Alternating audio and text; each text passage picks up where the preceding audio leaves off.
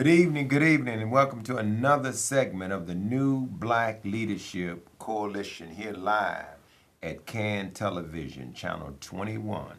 My name is Gregory Sain, the host and member of the New Black Leadership. I am very, very thankful, very honored, blessed, to say the least, to have this golden opportunity to come to you again over these precious airwaves that we take very, very serious. I am honored to have with me tonight a brother, a friend, absolutely soldier and warrior out here making a difference.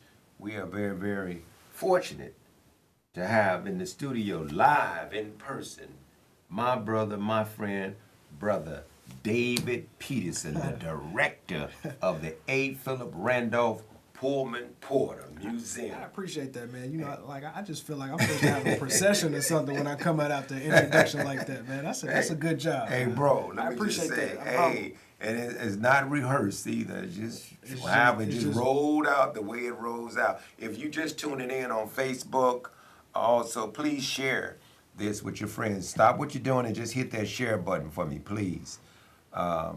Look, man, there's so many things that I want to talk about in this short amount of time. Yeah. I want to first send out a condolences to and for our sister, our friend, unbelievable warrior, comrade in the spirit of Harriet Tubman, Fannie Lou Hamer, and man, so many that this sister put, she emulated. She was absolutely, oh man, one of the best sisters. She was a police officer for many years, and she became the president of the African American Police Association. That's Pat Hill, our sister Pat Hill, who made her transition. So to our sister Pat Hill, her family, may God be pleased with Sister Pat Hill, and long live the spirit of such a warrior, and you would never ever be forgotten for the work and the dedication and the boldness and tenacity of your spirit and your work. So, and that's for any of you all that have lost loved ones and etc. Because sometimes we oftentimes talk about those that are popular, are known, etc. But all life is important. So with that, I'm glad to be back in Chicago. It's a little chilly here, bro. Yeah. I've been in those warm climates, and but it's nice, and it's always good to be back home and just rolling all over the planet trying to make a difference. And so, Dave, I want to come right out of the gates. I see here David Peterson leads students on a tour about development in Chicago. Mm-hmm. Leads students. Now, I got a quote that was tweeted by the Honorable Minister Farrakhan, and it said, "Without love, you can't lead. A leader has to be the principal servant of the people. Without love, you can't lead. A leader has to be the principal servant of the people." And then it goes on to say, just in case somebody judging us, because there are those naysayers. It happens. Don't you ever, this quote, Minister Farrakhan, don't you ever think that it's too late to turn our lives around. It's never too late. That's right. Don't you ever. And I'm glad I'm saying that. So if you are a pop-up so-called leader, if you've been a con man, a hustler, it's not too late to do it right. And so when I look at the work that you all are doing, man, what happened here? Can we just tell the people exactly the role that you have at the Pullman Porter Museum? Yeah. Well, a little less about me, more about the work. You know, Yeah, the work, it ain't the work, about- the work. It ain't about the minority. Oh, it's about the absolutely, minority. absolutely. You know, I mean, I'm just a servant at the end of the day. I'm a vessel to get the job done and make sure that we continue to tell that story in perpetuity. Great. You know, the National AFL of Randolph Pullman Porter Museum is a 22-year-old cultural institution, not grant dependent on city, state, or federal funds. And, you know, with that, we have to take a lot of different innovative routes in order to make that happen. So this piece on the Defender was talking about affordable housing, but when they're talking about the leading part that's on the cover story, we took a group of kids from our Youth and Jobs program, Museum 44, where Hip Hop Meets History. We hired 16 kids through After School Matters year round to come learn about this subject matter and create their own media products, you know, from their perspective so that they can tell their story.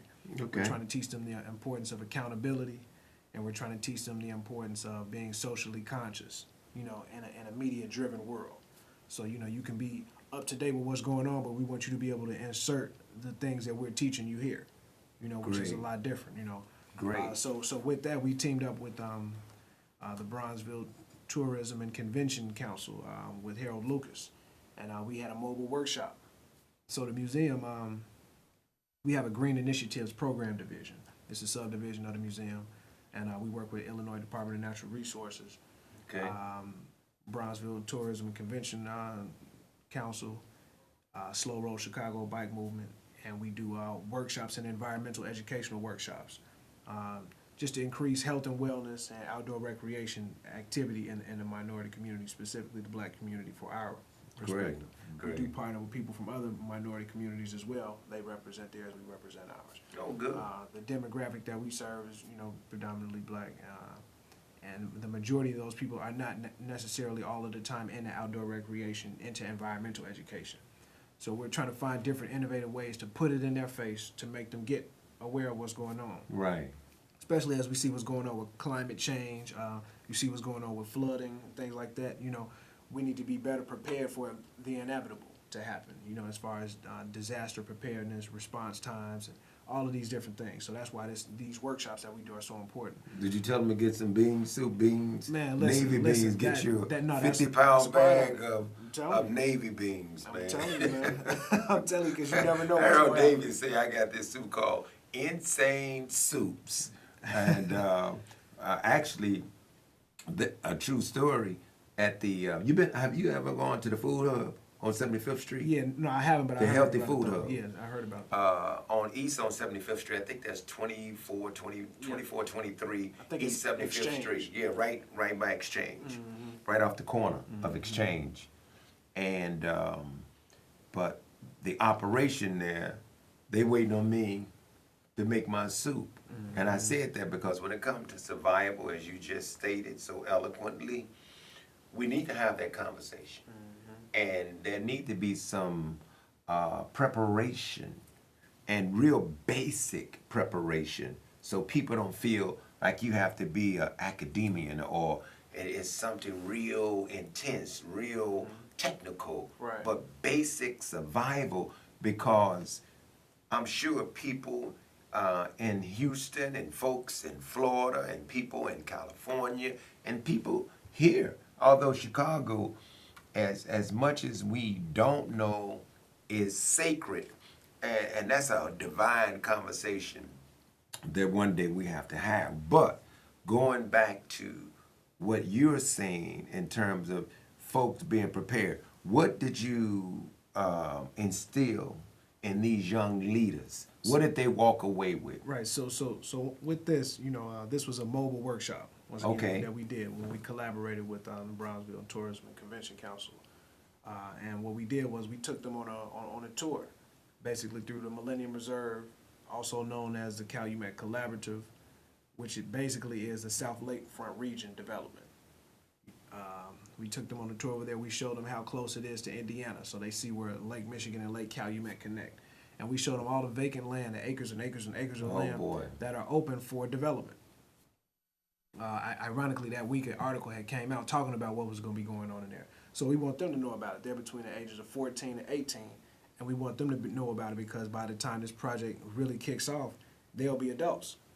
And they could possibly have an opportunity to develop that land? They have an Who's over opportunity. that? I mean, who's over that project in terms of the development of the land? Because I hear that, Yeah. but that tends to always be controlled. Yeah, so the whole area is a public-private partnership, you know, signed into order executively by the governor.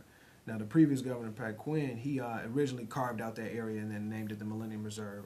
Okay. Ronner came in and actually signed an executive order to make it a public-private partnership so that they could receive more funding, you know, as a 501c3 for the whole initiative. And make some money off of it. And make some money off of him and his wife. When he Yeah, signed it, they they- were the first ones to be the donors for it. I just want you to know, everything that Rauner touch is all about what's in it for him too. I mean, so he's a true capitalist. Yeah. You know, you talk about venture capitalists. This cat is at the top of the game. So, but that's fine as long as we take advantage. I heard you articulate one time about tourism. I didn't know hardly anything about that, but I listened to you talk about it, and it's opportunities there for us Yeah. as a community. Absolutely, absolutely, and we shouldn't be in a position where we're guilty for aspiring for that, because the same thing that he wants for his community, I want for mine, That's right. so that I can instill in my people, you know what I mean, the capacity to be able to, you know, keep themselves around for an eternity. You know, like we want to be able to thrive as a people. We shouldn't always have to be concerned with the here and after.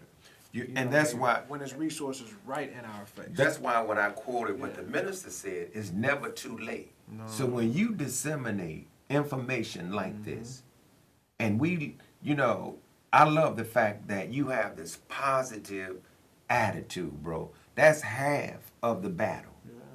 Because most people, I'm not going to even use most, but too many of us are pessimistic.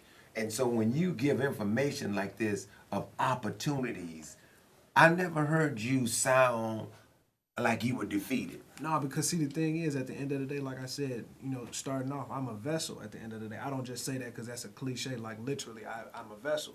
Because a lot of the rooms and the spaces that I'm in, I should not be in. You know, a lot of the information that I'm privy to, I probably should not be privy to, you know. And, you know, there are people who've had a lot more resources and access to these resources than me, but they don't know what to do with those opportunities when they come across them. I kind of So they disagree waste with them. you So when they you say waste you them. shouldn't be in there. Well, I mean, I disagree with that, I but hear I you. hear you. Point I taken. hear the humility in Point you. taken. If you shouldn't be there, no one should be there, Yeah. because when you talk about being a vessel and you really get that, Yeah. then definitely you should be in there. that order, I received that. So like I say all that to say, you know, there's a certain level of confidence and faith that I have moving Right. in that capacity, because I know that it's bigger than me. Yes, as sir. An individual. Yes, sir. You know what I mean? So I know that because I'm carrying the responsibility of this destiny, everything will be provided for me. So on my worst day or on my best day, I'ma still move the same way. You know what you've Either way taught it me? goes. What you have taught me, David, and you can elaborate on this, but what I've heard from you in a couple of meetings, which I found to be absolutely fascinating, not that I had not heard this before, but from a young brother, you always said something. While we busy worrying about what they ain't gonna do, what they are doing, we don't put the concentration on the power that we have collectively, and we give them way too much power Caller. over us.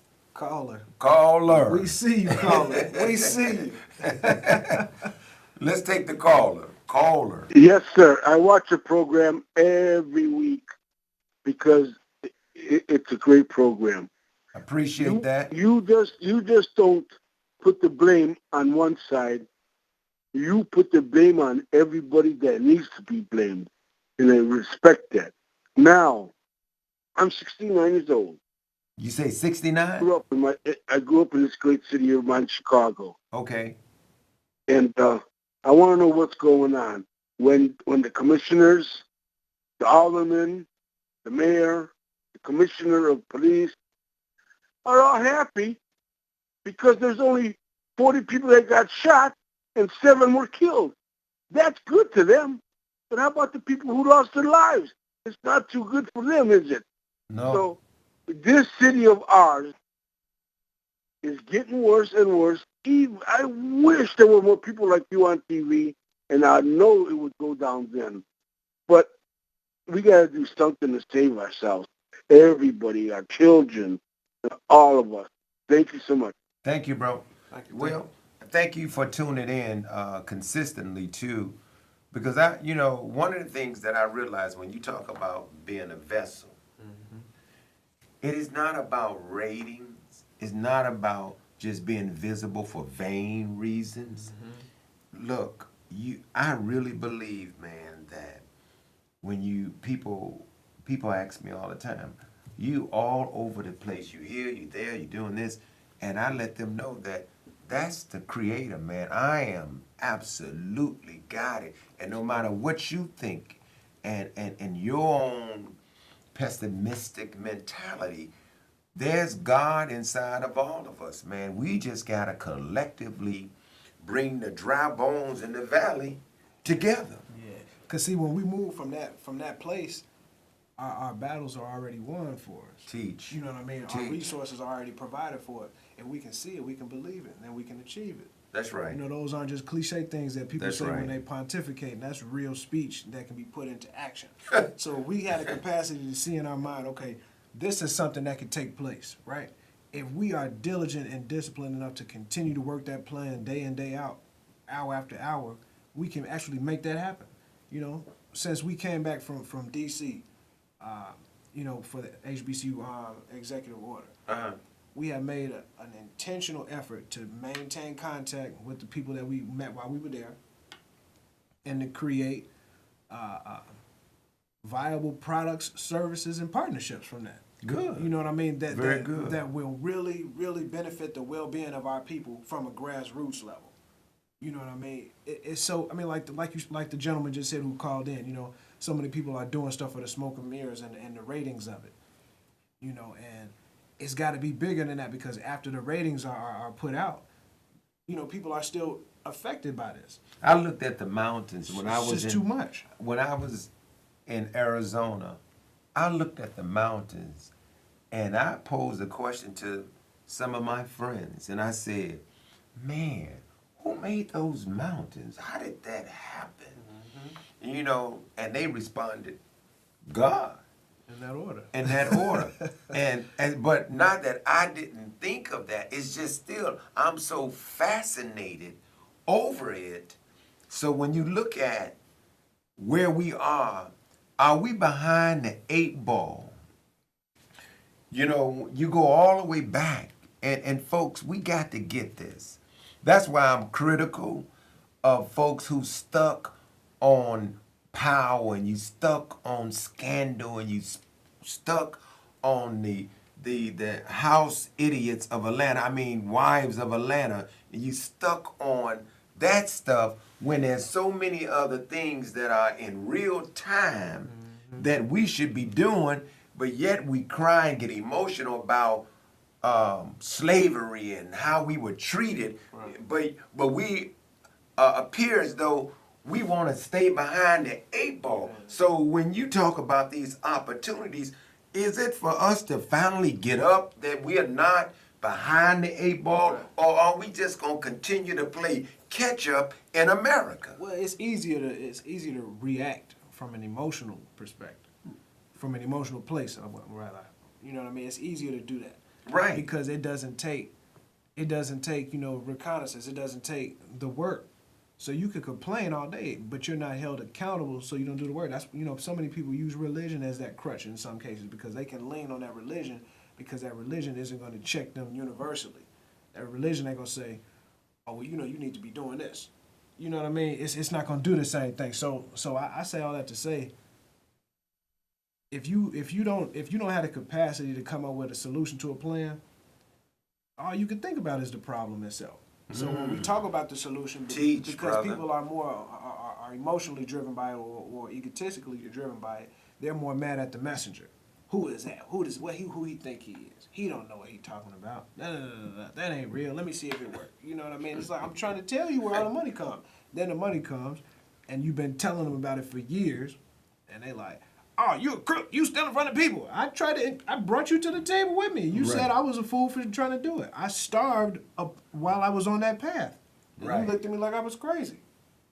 Now it's dinner time, and you sitting there at the window looking at me through the glass like I want something too. I told you it was in here the whole time. All you had to do was follow me. I told you. I sat in that meeting. I messed my credit up going to college to learn how to be a professional person who studies. You know what I mean? Takes notes and regurgitates that information. So I go into those meetings with that same I love it. skill set. You know what I mean? I always take notes. What a powerful skill set, brother. I take notes and I comprehend the information very well, and I regurgitate it to those who are close to me. You know Look, what I mean? I was listening to, well, you know our brother, Brother Harold Davis, right? Absolutely, The Butt Naked Truth. So, at our meeting, the quarterly roundtable, leadership quarterly roundtable, he had mentioned about put up money, right? Now, this was to start putting in motion a way to solve a problem. It's like you just said, you just mentioned something about, say, the restaurant. Now here we are, got enough to put together so we can all go in the restaurant. So Harold Davis mentioned that, and the whole room got quiet because talk is talk. Action makes words unnecessary. Period. Unnecessary. And so why are we stuck? Why are we stuck like this? That's why I mentioned being behind the 8 ball, David, because the frustration comes when, you know how people talk about apathy and black folks not voting, but Minister Mike said something that was huge that I've been repeating. I've heard it said on they mentioned it always on the Butt Naked Truth. Minister Mike said, as new black leaders, we have to organize our vote. Organize it in a scientific, strategic way to where we are respected and we know exactly what we after. August 25th, we celebrated the 92nd anniversary of the Brotherhood of Sleeping Car Porters. That was the first black labor union to receive a charter under the American Federation of Labor. A. Philip Randolph was the president, and they had, you know, at a point, 20,000 members, right? These gentlemen founded their organization at the Elks Lodge in Harlem, New York in 25. Didn't receive their charter until 37. You know what I mean? We're talking about a 12-year fight for the same thing. Discipline, sacrifice, and strategy. You know what I mean? This is what took place. You know what I mean? That's why when it was time in 37 for there to be a Montgomery bus boycott, E.D. Nixon, who was the local president of the NAACP but also a former porter, already had the skill set to put together something organized as the Montgomery bus boycott. You know what I mean? That's why he was skilled enough to use Martin Luther King to be the voice and the face of it, because he understood the importance of working as a collective. The Brotherhood of Sleeping Car Porters did everything as a collective.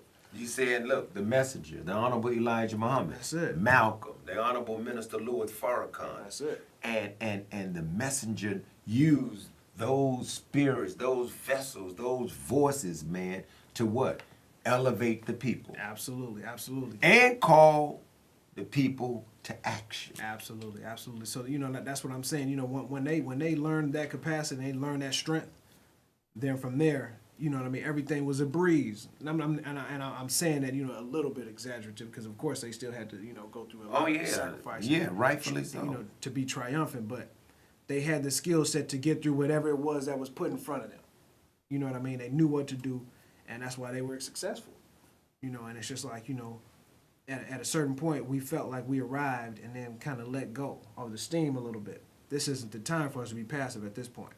You know, this isn't the time. So this isn't the time to be more comfortable just talking about Trump all day.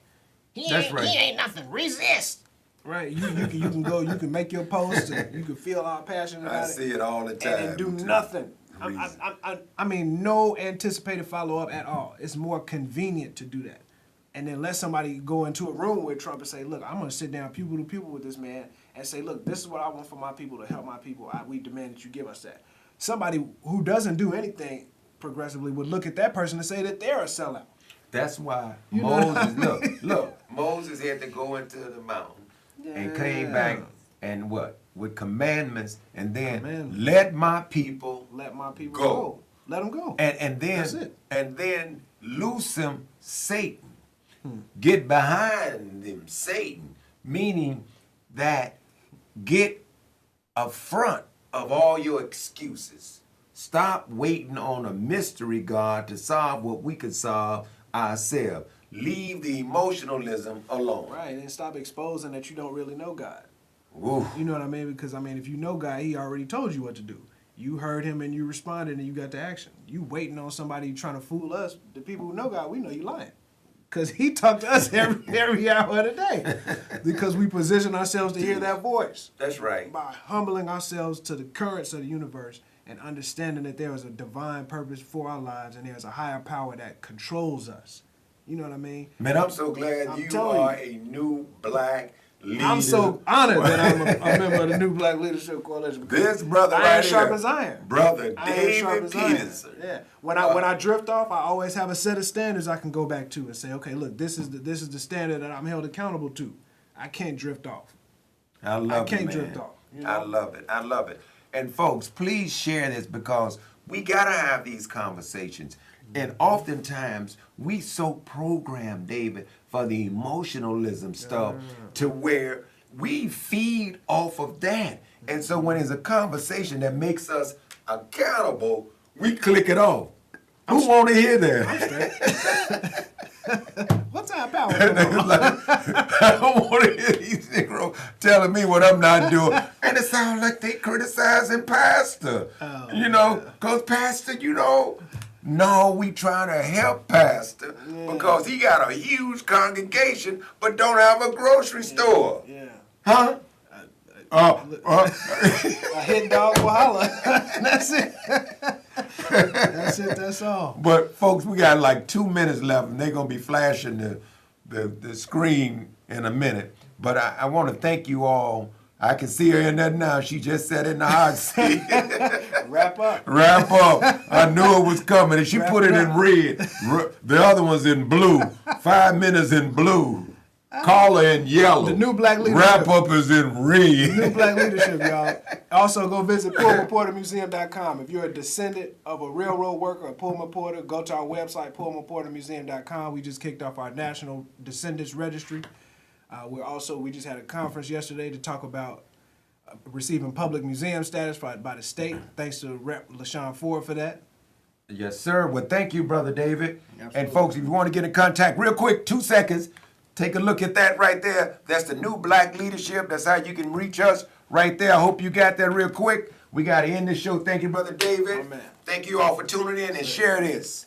Peace out.